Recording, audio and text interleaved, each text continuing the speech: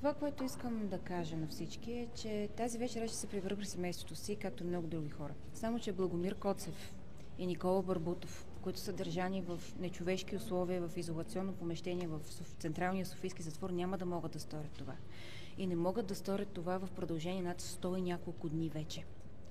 И истински важният въпрос на деня е не моето дело, за което аз нямах съмнение, че съдът ще прозре обективната истина, че не съм извършила престъпление. А това, че върху тези двама млади хора се упражнява политическа репресия и злоупотреба с правата им като хора. В момента са държани по разпореждане на прокурора, разделени, без право да имат контакт един с друг. По закона няма по какъв ред и по каква причина това да се постановява.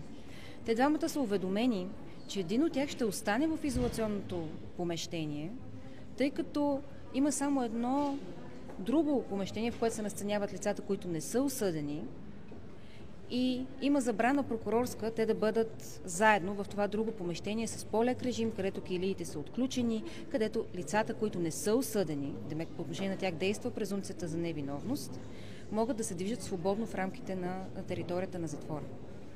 Това е тотална злоупотреба с техните права и с тях като хора.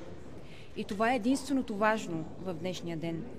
И за това аз ви призовавам вас като медии да отразите апела и призива, който идва от Продължаваме промяната към българските граждани, да се възмутят от цялата тази свинщина в българската държава и да излязат на протест в подкрепа на Никола Барбутов и Благомир Коцев този четвъртък в 18 часа пред сградата на партийния дом на Ларгото.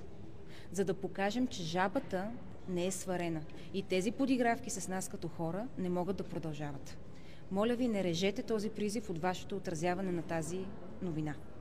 А как трябва да бъде избран един от двамата с жребия или какво предлага прокуратурата? Аз нямам отговор на този въпрос. Закона няма такава необходимост, няма такова право на прокуратурата, но за по-големи детайли може да го разговаряте с адвокат Лучева, която е далеч по-добър експерт от мен по наказателно право.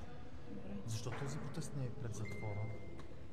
Защото разпореждането те да бъдат държани по този начин, центъра, в който се е взело това решение, не е в прокуратурата, не е в съда, не е в затвора, а е политическата воля на тези, които управляват държавата по този начин, на Пеевски и на Борисов. Това са изцяло политически преследвания на хора, които не са извършили твърдените престъпления. И дори да ги бяха извършили, виждаме как тежки престъпници биват оправдани, държани в условия на домашен арест, оставени да се